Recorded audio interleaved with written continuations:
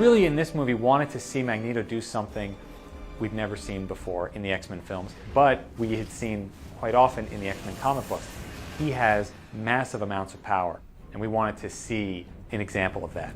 And early on, Avi and I were looking through comic books, and we found issues of the Ultimate X-Men in which Magneto takes Manhattan hostage. And one of the ways he does that is by bending all of the bridges and separating it from New Jersey and Staten Island, Long Island. And there were these great images, huge splash page images within the comics of bridges torn back and bridges moved off of their initial foundations. And we sent those images to the studio to say, look, wouldn't it be cool to see something like this? And the studio said, not only would it be cool to see something like this, we want to see this.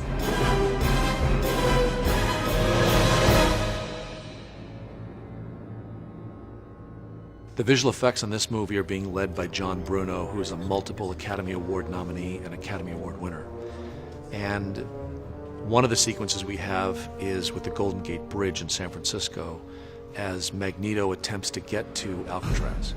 Not wanting to swim there and not wanting to get a boat with all of his mutant buddies to get there, he literally goes onto the Golden Gate Bridge and rips it from its moorings and flies it over to Alcatraz Island and plants it in place so that he can take over the island. That was the first thing started back in April 2005. I hired a few guys, friends of mine, storyboard artists, and we just started drawing ideas and doing a lot of research. There was no art department at this point. Just, as I always used to say, scenes we'd like to see.